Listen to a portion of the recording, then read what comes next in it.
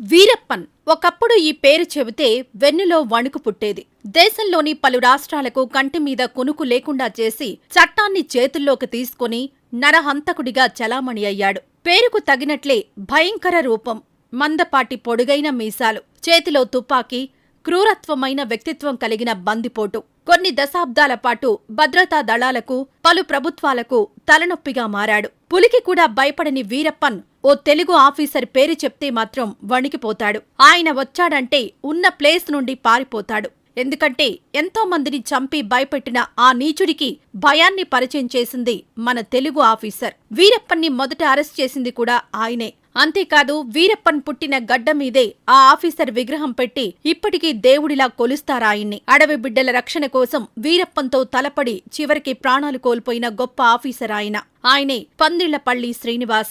ఒక ఆఫీసర్ పేరును రాజమండ్రిలో ప్రధాన రహదారికి పెట్టారు. వీరప్పన్ చేతిలో దారుణంగా హత్యకు గురైన ఐఎఫ్ఎస్ అధికారి విగ్రహాన్ని వీరప్పన్ సొంత ఊరి గుడిలో పెట్టి పూజిస్తున్నారంటే ఆయన సాధించిన ఘనత ఎలాంటిదో తెలుస్తుంది. విధి నిర్వహణలో ఆయన ముద్ర ఎలాంటిదో అర్థం చేసుకోవచ్చు. డెహ్రాడూన్లో ట్రైనింగ్ అయ్యే ఐఏఎస్, ఐపీఎస్ ఆఫీసర్లకి శ్రీనివాస్ సాహసాల గురించి ఒక పాఠంగా చెబుతున్నారు అంటేనే ఆయన ధైర్యం, తెగువ ఎలాంటిదో చెప్పొచ్చు. నిస్వార్థంగా సేవ చేస్తే ఏ అధికారైనా ప్రజల హృదయాల్లో చిరస్థాయిగా నిలిచి ఉంటారనే దానికి నిలువెత్తు నిదర్శనం ఐఎఫ్ఎస్ అధికారి పందిళ్లపల్లి శ్రీనివాస్. పందిళ్లపల్లి శ్రీనివాస్ 1954 సెప్టెంబర్ 12న ఏపీలోని రాజమండ్రిలో పుట్టారు. సివిల్ సర్వీస్లో ర్యాంక్ సాధించి ఫారెస్ట్ అధికారిగా కర్ణాటకలోని చామరాజనగర్ అడవులకు వెళ్లారు. అది తమిళనాడు బోర్డర్లో ఉంది. అప్పటికే అక్కడ వీరప్పన్ స్మగ్లింగ్ సామ్రాజ్యాన్ని నెలకొల్పాడు. అయితే తన గురించి బయట ప్రపంచానికి తెలిసింది తక్కువ. వీరప్పన్ చేస్తున్న చట్ట వ్యతిరేక పనులను గమనించిన శ్రీనివాస్ వాటి గురించి పై అధికారులకు, ప్రభుత్వానికి తెలియజేశారు. వీరప్పన్ కు సహకరిస్తున్న గ్రామ ప్రజల్లో అవగాహన తేవడం కోసం వారికి చదువును పరిచయం చేశారు. సొంత డబ్బుతో స్కూల్ కట్టించారు. అలాగే హాస్పిటల్ కూడా. స్మగ్లింగ్ కు వెళ్లే కూలీలకు డిపార్ట్మెంట్లో వాచర్స్ గా, గార్డ్స్ గా ఉద్యోగాలిప్పించారు. శ్రీనివాస్ చొరవతో వీరప్పన్ సొంత ఊళ్ళో 40 ఇళ్లు కట్టించారు. ఇలా తన వద్దకొచ్చేవాళ్లు ఆగిపోవడంతో ఒంటరివాడైన వీరప్పన్ 1986లో ఒకరోజు శ్రీనివాస్ కు దొరికిపోయాడు. వీరప్పన్ను చంపే అవకాశం ఉన్న శ్రీనివాస్ మాత్రం వీరప్పన్ మారాలనుకున్నారు. వీరప్పనిచ్చిన సమాచారంతో తన స్థావరాలపై దాడులు చేసి అతను దాచిన గంధపు చెక్కలు, ఏనుగు దంతాలను స్వాధీనం చేసుకున్నారు. అయితే శ్రీనివాస్ ఈ దాడుల కోసం కర్ణాటక, కేరళ, తమిళనాడు అడవుల్లో తిరుగుతున్న సమయంలో ఒక రాత్రి పోలీసుల వద్ద నుంచి వీరప్పన్ తప్పించుకుపోయాడు. దీనిపై అక్కడి పోలీసులపై అనేక ఆరోపణలొచ్చాయి. ఈలోపు శ్రీనివాస్ను ట్రైనింగ్ కోసం అమెరికా పంపింది ప్రభుత్వం. శ్రీనివాస్ లేకపోవడంతో వీరప్పన్ రెచ్చిపోయాడు. తమిళనాడుకు చెందిన ఫారెస్ట్ ఆఫీసర్ చిదంబరంను వీరప్పన్ కిడ్నాప్ చేసి చంపేశాడు. దాంతో మొదటిసారి భారత ప్రభుత్వం వీరప్పన్పై దృష్టి పెట్టింది.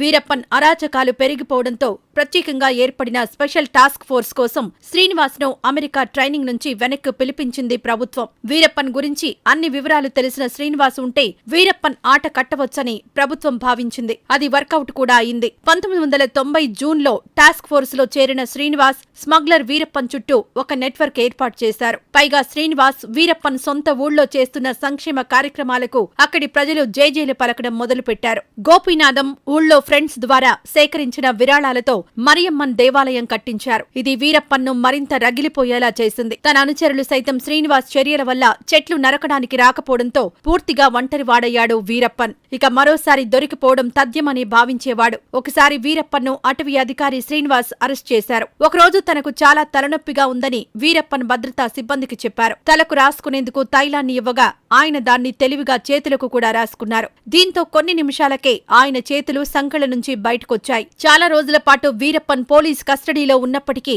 ఆయన ఫింగర్ ప్రింట్స్ మాత్రం పోలీసులు సేకరించలేదు. శ్రీనివాస్ బతికి ఉంటే తన ఉనికికే ప్రమాదమని భావించిన వీరప్పన్ ఆయన్ని చంపడానికి కుట్ర చేశాడు. ముందుగా విష ప్రయోగం చేయడానికి ప్రయత్నించినా ఊరి వాళ్లు ఎవరూ సహకరించలేదు. దాంతో మరో పథకం వేశాడు. ఈలోపు స్పెషల్ టాస్క్ ఫోర్స్ లో శ్రీనివాస్ టెన్యూర్ పూర్తయింది. అదనపు సెక్యూరిటీ వెనక్కి వెళ్లిపోయింది. అయినప్పటికీ అన్ని దారులు మూసుకుపోయిన వీరప్పన్ లొంగిపోవడం మినహా మరో ఆప్షన్ లేదని భావించిన శ్రీనివాస్ అక్కడే ఉండిపోయారు. ఒకరోజు వీరప్పన్ నుండి శ్రీనివాస్ కు మెసేజ్ వచ్చింది. ఆయుధాలు లేకుండా ఒంటరిగా వస్తే తాను లొంగిపోతానని వీరప్పన్ చెప్పాడు. వీరప్పన్ను నమ్మవద్దని చాలా మంది చెప్పినా శ్రీనివాస్ మాత్రం ఛాన్స్ తీసుకోవాలనుకున్నారు. 1991 నవంబర్ 9న వీరప్పన్ తమ్ముడు అర్జునన్ శ్రీనివాస్ ను తమ సొంత ఊరు గోపీనాథంలో కలుసుకున్నాడు. అతనికి శ్రీనివాస్ గతంలో చాలా సహాయం చేశాడని ఫారెస్ట్ అధికారులు చెబుతారు. ఆ రాత్రి వారు వీరప్పన్ మేనమామ పొన్నుస్వామి ఇంట్లోనే భోజనం చేశారు. అయితే పొన్నుస్వామి వీరప్పన్ను నమ్మవద్దని, ఇందులో ఏదో కుట్ర ఉందని శ్రీనివాస్కు చెప్పాడని, అయితే తనకు అనుమానం ఉన్నప్పటికీ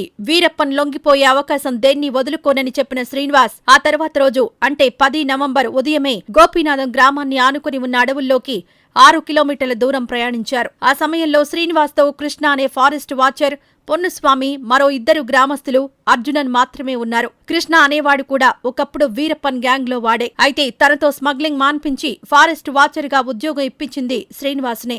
ఎలాంటి సిబ్బంది తోడు, ఆయుధాలు లేకుండా ఒంటరిగా వస్తున్న శ్రీనివాస్ ను చంపడానికి ముందుగానే ప్లాన్ చేసుకున్నాడు వీరప్పన్. అడవుల్లో ఉన్న ఒక చిన్న కాలువ దాటే ముందు కాళ్లు చేతులు కడుక్కోవడానికి వంగిన శ్రీనివాస్ ను వీరప్పన్ అనుచరుడు ఒకరు వెనక నుంచి కాల్చాడు. వెంటనే చెట్ల చాటు నుంచి వచ్చిన వీరప్పన్ ఎదురు నుంచి 2 బుల్లెట్లు కాల్చాడు. అప్పటికే స్పృహ తప్పిన శ్రీనివాస్ రక్తపు మడుగులో కొట్టుమిట్టాడుతున్నాడు. అక్కడితో ఆగకుండా శ్రీనివాస్ శరీరం నుంచి తలను వేరు చేసి ఒక ట్రోఫీలా ఆయన ఇంటికి తీసుకువెళ్లారు. అక్కడ గ్యాంగ్ తో కలిసి దానితో ఫుట్బాల్ ఆడారు. వెళ్లే ముందు శ్రీనివాస్ శరీరాన్ని పెట్రోల్ తో కాల్చారు. శ్రీనివాస్ వెంట వెళ్లిన గ్రామస్తులు పారిపోయారు. అడవిలో ఏం జరిగిందో ప్రపంచానికి చెప్పింది వాళ్లే. శ్రీనివాస్ చనిపోయాడని తెలుసుకున్న గ్రామస్తులు గుండెలు బద్దలయ్యేలా ఏడ్చారు. తమ గ్రామానికి తమకు ఎంతో చేసిన శ్రీనివాస్ ను ఇంత దారుణంగా వీరప్పన్ హత్య చేయడాన్ని వాళ్లు జీర్ణించుకోలేకపోయారు. అందుకే వీరప్పన్ సొంత ఊళ్ళో శ్రీనివాస్ కట్టించిన మరియమ్మన్ గుడిలోనే శ్రీనివాస్ విగ్రహం పెట్టి పూజలు చేస్తున్నారు. రాష్ట్రం కాని రాష్ట్రంలో అత్యంత ధైర్య సాహసాలను చూపిన శ్రీనివాస్ త్యాగాన్ని గుర్తిస్తూ కేంద్రం 1992లో కీర్తి చక్ర అవార్డును ప్రకటించింది. శ్రీనివాస్ చనిపోయిన నవంబర్ 10న ప్రతి ఏటా అటవీ అధికారులు సంస్మరణ దినోత్సవం చేస్తున్నారు. కర్ణాటకలో దేవుడిగా మారిన మన తెలుగువాడు పందిళ్లపల్లి శ్రీనివాస్ గురించి ప్రస్తుత జనరేషన్ కూడా తెలుసుకోవాల్సిన అవసరం చాలా ఉంది. ఈ వీడియో గురించి మీరేమనుకుంటున్నారో మీ అభిప్రాయాన్ని కామెంట్ రూపంలో తెలియజేయండి. మరిన్ని ఇలాంటి వీడియోస్ కోసం మన ఛానల్ ను సబ్స్క్రైబ్ చేసుకోండి.